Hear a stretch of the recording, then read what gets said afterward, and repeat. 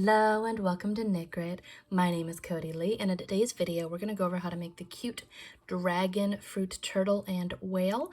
Down below will be a printable PDF for this pattern. It is free for the first week, so that's definitely like a reason to subscribe so you can be notified when I post all of my videos, because almost all of my videos come with a free coupon code on Ravelry to download the pattern for free. After that it becomes $3, so if you're interested in getting that pattern, make sure you get down there right away and download that. But for today's video, I'm going to be showing you the intricacies on how I make this cute little turtle. This is going to be based off of videos that I've already done, so the body is already pretty much going to be done. I'm going to be starting with a shell and showing how I turn the base body of a turtle into a little dragon fruit, and the same thing applies with the whale. So the whale body is already going to have a video link down below, and essentially I'm going to show you how I do the dotted belly to do the seeds. We're going to be using some fabric paint to do that. You could also embroider it with some black yarn if you want to do that, but that will be added onto the things you'll need later. And essentially I'm going to show you how to make these skin flaps, the flesh of the fruit. I don't really know. I have not come up with a good name for this at all yet, so I'm going to call it the skin flaps. Skin flaps. That's what I'm going with, I think. So this is such a cute little project, and I love how it turned out. I have a bunch of other fruit in the fruit turtle and whale series, so pretty much if you're interested in fruit themed amigurumi, apparently I'm your girl, and I've been doing a ton of it. So let's go ahead and get started. For this project, you will need some worsted weight yarn. In today's project, I am using I Love This Cotton. It is a size 4 worsted weight yarn. I love this stuff. It is so great for amigurumi. It is so soft and nice to work with. You know, sometimes with cotton, it's really stiff. Not with this. It is so nice. This color for the shell is called Rosy 2. We're not going to need an entire skein. Honestly, you could probably make like 3 or 4 of these turtles with one of these skeins, at least for just the pink part. And then after that, I'm using the Pistache color in the same brand, and then also a little bit of the white for the belly. Honestly, I probably could make like 2 turtles and 2 whales with all that I have right here with one of those skeins. Honestly, I think that would work out really well. You will also need some stuffing. Again, we are using some 3D fabric paint for the little belly. You will also need a size 3.25 millimeter crochet hook. I'm using a Furls crochet hook, and I love this crochet hook. It is so nice. It is ergonomic. I do have an affiliation with Furls, so if you click the link down below, I do get a kickback, but honestly, I do just love this crochet hook. It is such a nice hook. But whatever 3.25 millimeter crochet hook you have should do the job just fine. You will also need a darning needle, and depending on which you're making, whether or not you're making the turtle or you're making the whale, for the turtle I'm using size 12 millimeter safety eyes, and for the whale I think I used 12s on these too, but typically I use a 15. The bigger the eye, the more like cutesy it is and kawaii and all that. So that's pretty much all you're going to need. Let's go ahead and get started. We're going to make the shell and go from there.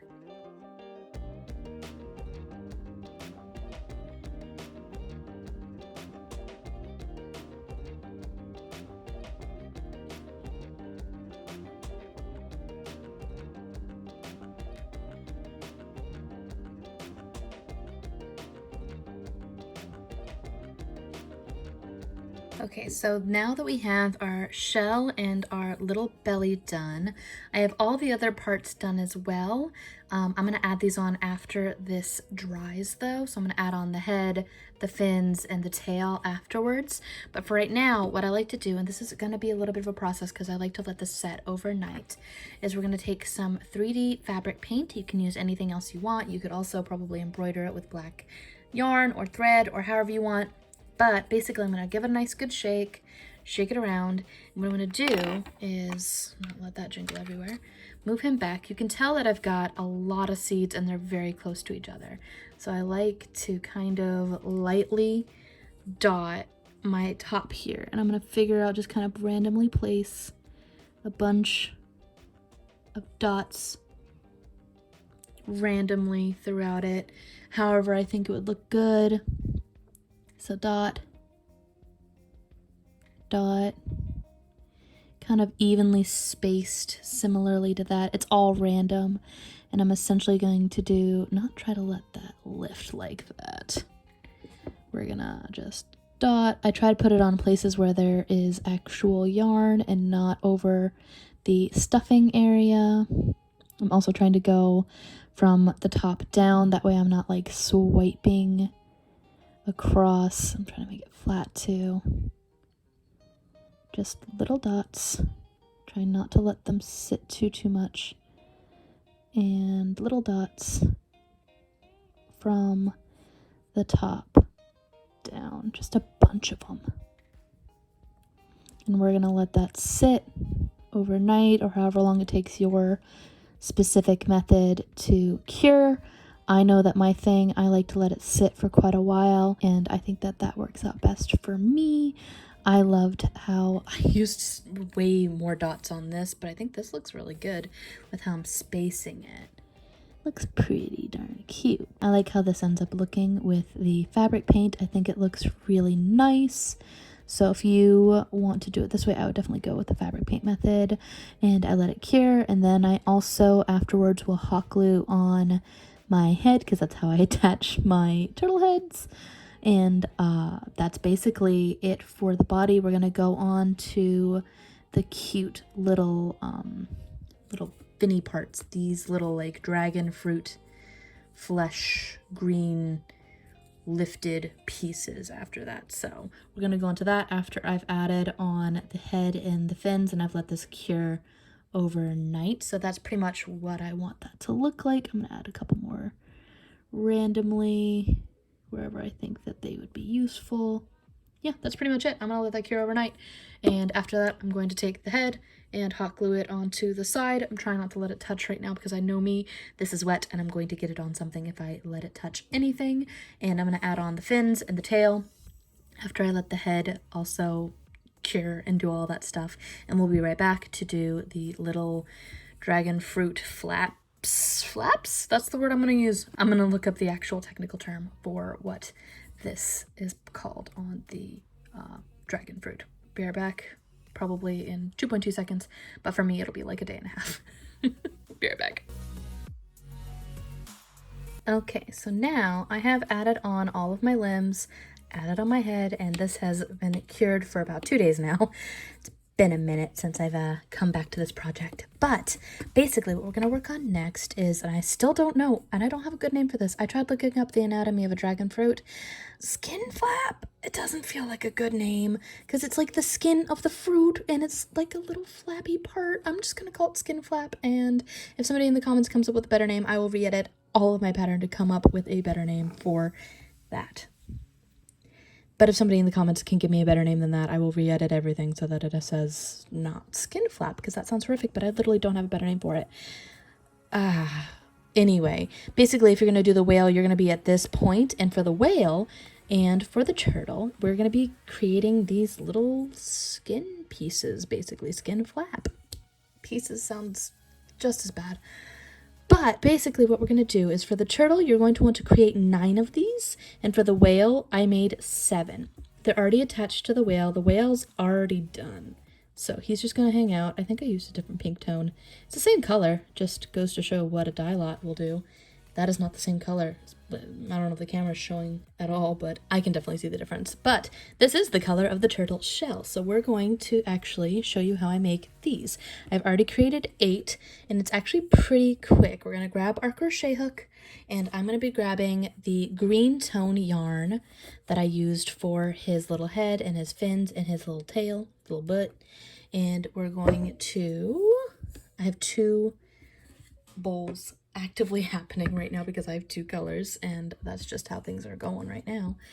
But basically what we're going to do is we're going to create a decently long tail because I work this in so that I can hide it better. We're going to create our slip knot, and we're going to create our magic ring the same way that we did for everything else on here. So we're going to go 1 and 2, chain, skip the second chain, and in our very first chain that we made, we're going to put in our first round 6 stitches. So 1, 2, 3, 4, 5, 6. Now, this is going to be very different than what I usually do, which is working in the round with just 6 stitch increases. Instead, we're going to be going from 6 stitches up to 12, just in a very different way than we usually do. We are pulled tight, and now what we're going to work on is our next second row. We are still doing our increases. We are still going to be doing an increase of 6 stitches. It's just going to be a little bit different than what we usually do. So we're going to take our tail, bring it to the front, and in this very first stitch, essentially we're going to be doing a corner increase and then single crochet 1, corner increase, single crochet 1. So the corner increase is when we put 1 single crochet, go back inside that same stitch, 2 single crochet, and then go back inside that same stitch. We're putting 3 single crochet inside that 1 stitch. This is called a corner stitch because essentially we're taking our work and making a sharp edge right here. This is how you get the triangular shape going on. Then in the next stitch of this repetition, we're going to just single crochet 1. So corner, increase, single crochet 1, corner, increase, single crochet 1, corner, increase, single crochet 1. So let's do that again, another corner increase. So we're going to keep our yarn in the front just like that. 1, 2, same stitch, 3, and then the next stitch we just single crochet 1, keeping our tail in the front, and then one more time, 1, 2, 3. And you can see that it made this kind of triangular, it's a soft triangle, but it's still a triangle. We're going to single crochet 1, and then I'm going to drop my tail, kind of pull it a little bit just to make sure that it's not like just sitting weird. We're going to drop that in the back. I'm going to go into the middle, and I'm going to slip stitch off like so. I didn't need to do an extra chain. There we go. I'm going to leave a decently long tail right there, but it doesn't really need to be that long. So here, I'm going to pull on that. I'm going to cut this like so. And that will just hide and disappear into the back of our work there. Now what we're going to do is we're going to grab our pink yarn, and I'm going to find the corner where basically we're going to be single crocheting across 5 on the side of our triangle. So I do that by going into the middle stitch on this part right here, the middle stitch of one of our increases. So that's, I count kind of back from here, 1, 2, 3, pop right into there. And you can see here, I have 1, 2, then there's that middle stitch, 3, 4, 5. There'll be 5 stitches across. It works out however you want to do it. Essentially, I'm just trying to make it so that when I sew this on, it looks a lot more seamless than it would otherwise. So here, let's grab our tail. And again, we're going to try to work all of our tails inside of our stitches. That way we can just cut them. So here I'm going to slip stitch like so, grab my tail, bring it to the front while trying also not to drop my hook. Let's see how best I can do that. And then do a little chain just to kind of start it right here. Pull, tug, whatever you need to do. Go back inside that same stitch while keeping your tail in the middle. And we're going to do a single crochet, go into the second stitch, single crochet. Now here we're going to go inside the top loop while also going under it of our slip stitch and keeping our tail in the front to try to hide it, and also trying not to just pick up whatever we can. So there we are. We're going to pull on that, we're going to pull on that, keep that there, go into the fourth stitch, keeping our tails in the middle, like so, and then 5, like so. And now in that 5th stitch, we're going to let those tails kind of just stay there for a minute. We're going to slip stitch. I'm going to do the little chain one because I think that that makes this hide a lot better. I'm going to make a nice little, ooh, not cut my finger. Heaven knows I don't need that. Pull that through. And before I tug this tail to kind of bring everything together, what I am going to do is tug my tails here. These ones are ones that I want gone. There we are. So what I'm going to do is, you can still see the tails right there. That's why I kind of tug on it and tug this and tug that, and that way everything is perfectly hidden inside. So here I just randomly sew them on the sides of my whale. I feel like it might adhere better if I like took a little bit of glue along the seam there and like pressed it, but I don't have the patience for that, and I think it looks fine. So I'm going to go take all 9 of these and I'm going to sew them all randomly onto the shell. And the way that I do that is I'm going to just pick a place. I kind of start from the outset and then I go inward. And so here I'm going to grab, I'm not going to try to get too close to the head. I want one like right above the head, like so.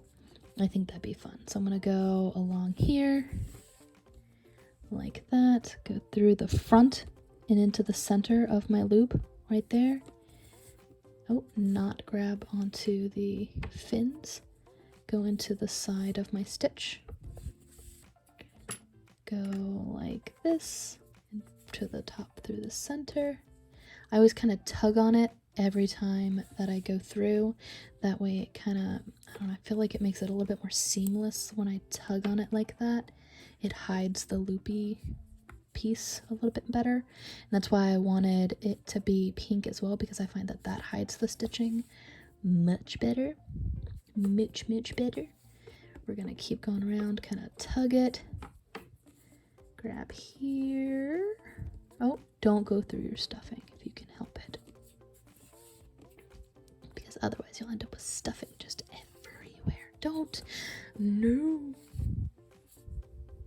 There we are. So here, I'm gonna get the piece of fur off my thing. They're everywhere. There we go. We're gonna go through. Nope, no stuffing. Go through and under. Thank you. Do not make that again on my turtle. Go up here into the last front part of the stitch. Grab here, grab that, tug, and you can't really see it. I think it looks super cute.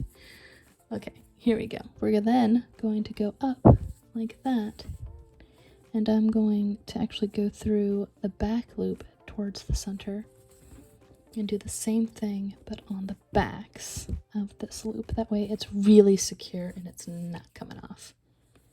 Not sure if this is how everybody should sew it. However you feel the most comfortable sewing is honestly the best way to sew it, because I am definitely not the best at attaching things. I mean, for goodness sake, I hot glue on my turtles' heads. I'm not a channel that you learn how to sew from, but you can learn cute little amigurumi ideas and how to make certain shapes. So we're going to go through this piece, and then kind of just stab him in the side there, and then I'm going to go attach all 9 of these. I feel like 9 is a good amount because 7 was for this size, and honestly I think 9 would be a good amount for this little guy. We're gonna go attach all of those and I'll be right back to show you the end product. Alright, so this is the end result of my dragon fruit turtle. I really like how this turned out. I still might go back and take like glue at the very like center of the flaps and press it and just let it, see if maybe that gets them to like stand more upright and look a little bit closer to the body. I still might do that for some of it, like if I did it for this one, but I was debating what that would look like if I did it up here towards the top, and I just don't want it to be like weird looking. I think it's super cute, especially if you kind of like just press it and hold on to it. It still looks pretty stinking good. So for the turtle I did 9, and for the whale I did 7 of these little skin pieces, and I really like how that turned out. It's super duper cute. Let me know what you think of the fruit turtle series. If you guys want to see more, I do have a watermelon that I've yet to do a tutorial for, and I do have a blueberry as well. I've already done the pumpkin and the lemon and a strawberry. I also have a cute little banana whale that I have not done a video for. I'm not sure how I would translate that into a turtle little. I think it would look too similar to the lemon, but let me know what you guys think and whether or not you'd like to see a tutorial. I kind of did the fins a little bit differently on the whale than what I usually do. The whale fin usually looks kind of circular, but this one I tried to make look a bit more like a banana peel. Let me know what you think about that and whether or not you'd want to see future fruits, or whether or not you think that I should actually lean more in towards my Halloween. This is a little tiny spider that I made. I kept on making them and they looked like octopuses, so I kept on like glitching out. That's what I spent most of my day doing, is trying to figure out how to make this look like an actual spider. My husband was like, you need to bend the little legs and it looks a little bit more like a spider when the legs are bent. And you know, he's not wrong, but I don't know how I would make it so that that could be a permanent feature. He told me that I should maybe like single crochet around bread ties, which again, he's not wrong, but I don't know how I could get that to actually stay in there. I don't know. Let me know what you think down below, whether or not you think there's a better way to do the little legs here. I also have a cute little reversible ghost. I think it's super cute. He's angry on one side and then he's happy on the other. I'm going to be doing a white and purple version with felt cut with my Cricut machine. I also made this a while ago and there's a pattern for this on my Ravelry, but I've yet to do a tutorial. It is Brawny the Brontosaurus with fluff all over his face, because of course he does. But let me know if you'd like to see that. I also made a giant, I'm just gonna lift up here to the top of my desk. I made a giant version of Brawny. He's huge, done with plush yarn, and I still need to do my tutorial on how to make a plush version of any of my patterns. I have a video on how to like turn any amigurumi pattern into a plush pattern version, basically. Let me know what you'd like to see for any of these videos, any of these ideas. Comment down below. If you download the pattern, comment down below. Let me know what you think of it. I'm always trying to improve and I'm always trying to, you know, make better videos. I do tend to be a little bit rambly. Not that you've noticed if you've, you know, gone this far in the video at all. And if you've made it this far, I want to say thank you for watching this video. We have a Patreon if you're interested in that kind of thing. Even just giving a nice little subscribe is incredible for this channel. We're at 56,000 subscribers, which to me is just mind-boggling. Feel free to subscribe, like, hit the little bell before you leave if you want to see more videos like this. And until next time, guys, bye!